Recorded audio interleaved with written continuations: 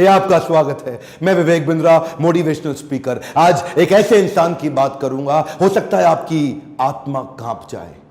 एक बात कहूं, वीडियो पूरा देखिएगा अगर हिम्मत है आप में तो, और कोशिश करिएगा कि अंत में रोए भी ना आप।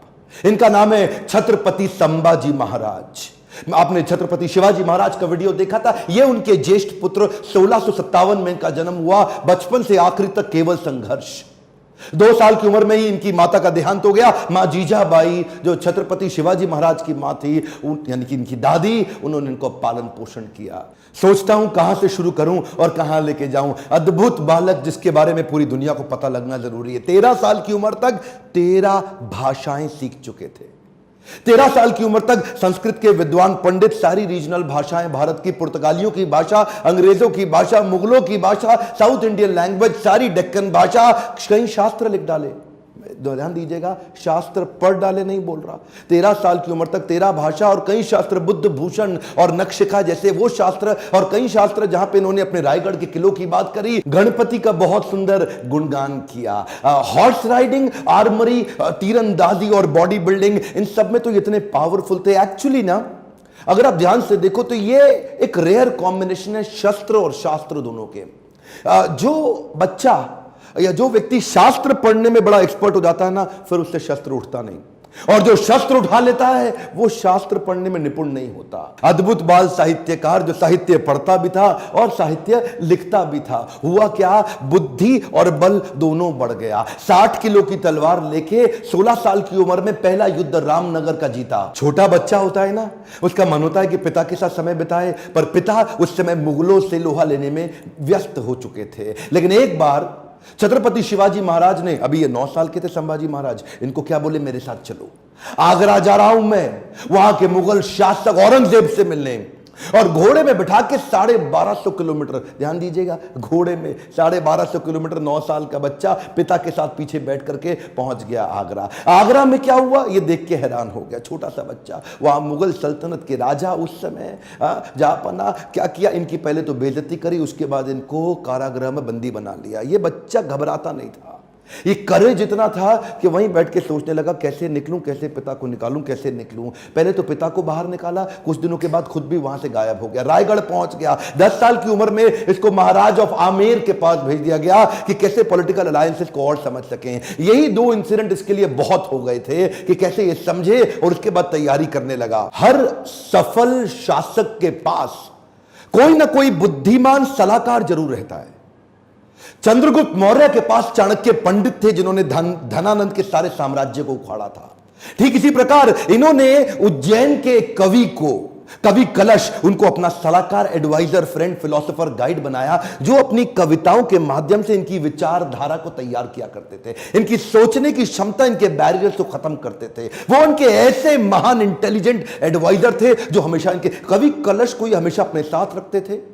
पिता भी युद्ध लड़ने में बिजी थे, इन्होंने 19 साल की उम्र से पिता के पीछे से अपने रायगढ़ के किले को संभालना शुरू कर दिया। 23 साल की उम्र में 1681 में पिता छत्रपति शिवाजी महाराज, वीर मराठा, उनका देहांत हुआ। इन्होंने 1 मिनट समय नहीं देर गवाया, तुरंत तैयारी करी। तुरंत क्या तैयारी करी, औरंगाबाद में औरंगजेब का सबसे बड़ा किला, और ये सोचने लगे कि हमारे पास आज धन की तो कमी है, और अगर इसके किले को पहली बार में मैं उखाड़ दूं, इनका धन घटेगा, मेरा बढ़ेगा, डबल बेनिफिट। औरंगाबाद की इस बड़ी लूट और बड़ी हार ने औरंगजेब को एकदम हैरान कर दिया। औरंगजेब ने सोचा भी नहीं था कि 23 साल का ही तो बच्चा है ये ऐसा कैसे कर सकता है। और इसने अपने हुसैन अली खान नाम का अपना सबसे बड़ा जनरल, उसको 20,000 हाथी और सैनिकों के साथ, घोड़ों के साथ, पशुओं के साथ भेजा कि इसको खत्म कर। हुसैन अली खान बोला कि 2 दिन में खत्म कराऊंगा, 2 दिन में खत्म। वहां पे मराठा इतने तेज, और इसका जो करेज था ना, इनकी लीडरशिप बड़ी पावरफुल थी। मराठा इकट्ठे हो गए, और हुसैन अली खान को 1 साल लगा, कुछ नहीं कर पाया, कई बार उसको मारा। इसने इसको वापस बुलाया और 1680, 81, 82 कई दफा अटैक कराया। अच्छा, एक भी लड़ाई नहीं। एक बात बताएं आपको, पूरे इतिहास के अंदर शायद छत्रपति संभाजी महाराज ही अकेला ऐसा योद्धा रहा होगा हमारे देश से जिसने 9 साल के अंदर 120 लड़ाइयां लड़ी लेकिन एक भी नहीं हारा। औरंगजेब सोचा पूरा नॉर्थ तो मैं जीत ही चुका हूं, अब तो केवल डेक्कन बाकी रह गया है। डेक्कन समझते ना, जो उस समय का जो दक्षिण था, अहमदनगर से नीचे लेके जो आज का केरला, कर्नाटका, तमिलनाडु, आंध्रा, हैदराबाद, जितना भी आज पूरा देखते हैं महाराष्ट्र मिला के, वो सोचा कि बस ये डेक्कन जीतना बाकी रह गया है। तो वो महाराष्ट्र की तरफ जब बढ़ने लगा तो वहीं औरंगजेब ने एक ट्रीटी साइन करने की कोशिश करी, एक कॉन्ट्रैक्ट साइन करने की कोशिश किया पुर्तगालियों के साथ गोवा में, ताकि समुद्री रास्ते से उनको एक और सपोर्ट मिले, उनके arms and ammunition middle east से आ सके। औरंगजेब बहुत तेज था, बोला सोचा नॉर्थ से भी सपोर्ट लूंगा, पोर्चुगीज लोगों को साथ रखूंगा, साउथ से और निकालूंगा, तीनों चारों दिशाओं से खदेड़ के खत्म कर दूंगा, ये तो छोटा सा बच्चा है। इन्होंने जैसे ही पता चला संभाजी महाराज को, सबसे पहले ये गोवा में घुस गए। गोवा में जाकर के इन्होंने पोर्चुगीज को तो उखाड़ उखाड़ के बहुत फेंक फेंक के मारा और ये वापस आए। उसके बाद फिर लड़ने की तैयारी करी। मेरे हिसाब से छत्रपति संभाजी महाराज की सबसे बड़ी अचीवमेंट्स में एक अचीवमेंट तो यह रही कि उन्होंने 9 साल तक औरंगजेब को मराठाओं के बीच में घुमाता रहा। औरंगजेब एक्चुअली नॉर्थ छोड़ के यहां आ गया और मराठाओं के बीच में इतना घुमाया, 8 लाख की सेना, इनकी 20,000 की सेना। इन्होंने मराठाओं को इधर से मार उधर से मार, इतनी लड़ाइयां लड़ी, एक बार भी औरंगजेब जीत नहीं पाया। अच्छा हुआ ये क्योंकि इनको यहां बिजी रखा ना, जरा ध्यान दीजिएगा, तो उधर नॉर्थ में डेक्कन में बिजी रख करके उधर नॉर्थ में पंजाब के अंदर, बुंदेलखंड के अंदर, राजस्थान के अंदर स्वदेशी सल्तनतें वापस तैयार होने लगी। उधर 9 साल का गैप मिल गया ना, तो 9 साल के अंदर स्वदेशी ताकतें फिर खड़े होने लगी। हमारे देश के हिंदू राजा वापस आए मुगलों से लड़ने के लिए। ये इसको गोल गोल घुमाते रहे, इतना गोल गोल घुमाया कि पूरे भारत को जीतने का गोल हाथ से छूट गया। गोल गोल घूमा, गोल नहीं पूरा हुआ। औरंगजेब वो कहां रुकने वाला था, उसने नई तरकीबें लगानी शुरू कर दी। नीचे से सिद्दीस को साथ में लिया, मैसूर के राजा को अपने साथ में लाया, पुर्तगालियों को फिर ताकतवर बनाया, चारों तरफ से घेरने की कोशिश करी मराठाओं को। लेकिन ये उम्र से तो छोटे थे, लेकिन उम्र इनके लिए कोई बड़ी बात थी नहीं। ऐसे courageous, confident, powerful in decision making, leadership बड़ी अद्भुत, उम्र से काफी आगे चल रहे थे, इनोवेशंस बिल्ड करने शुरू कर दिए। क्योंकि धन पैसा कम था तो उन्होंने क्या किया, अपने इलाके के सारे मोचियों को और दर्जियों को इकट्ठा किया। उनको बोला आओ पेड़ से ना रबड़ का कपड़ा बनाओ निकाल करके, और लकड़ी की छालों को निकाल के तीर बनाओ, रबड़ के कपड़े को उसके आगे लपेट दो, एक तरफ तेल लगाओ दूसरी तरफ बारूद लगाओ। रबड़ का कपड़ा जल्दी जलता नहीं है, और तेल जला करके तीर को छोड़ दो, जैसे ही जाके निशाने पर टकराएगा उसका जो गन पाउडर है, बारूद, वो विस्फोट करेगा, भयंकर तबाही मचाएगा। नए नए इनोवेशंस लेके आए। मैं बोल रहा हूं ना, बुद्धि से बहुत तेज थे। औरंगजेब को भी तो मानना पड़ेगा ना। हाँ, हारते थे, मार खाते थे, फिर खड़े हो जाते थे लड़ने को, हारते थे, मार खाते थे, फिर खड़े हो जाते थे, और अकेले नहीं लड़ते थे, लोगों को साथ में लेके मराठाओं को घेरने में। ये चिक्कादेव राय नाम का एक राजा था जो इनके साथ पूरी तरह मिल चुका था। इसने क्या किया, छत्रपति संभाजी महाराज ये सबको बोल दिए, एक ने भी अगर औरंगजेब के धर्म परिवर्तन के मिशन में मदद करी, उखाड़ के सारी नस्लें खत्म कर दूंगा, बर्बाद कर दूंगा। मराठा हूं मैं, अपने देश के लिए काम करता हूं। और वो चिक्कादेव राय के बाद पुर्तगालियों को और सिद्धियों सबको खत्म करते चले गए। सबसे एक बात ना औरंगजेब के समझ में आ गई कि ये जो लड़का है ना, इसको मार नहीं सकते, इसको हरा नहीं सकते। संभाजी राजे भोसले 9 साल तक इनको पीटते रहे, मारते रहे। समझ में आ गया औरंगजेब इसको नहीं हरा सकते, सामने से तो नहीं लड़ सकते, कुछ और क्यों ना करे।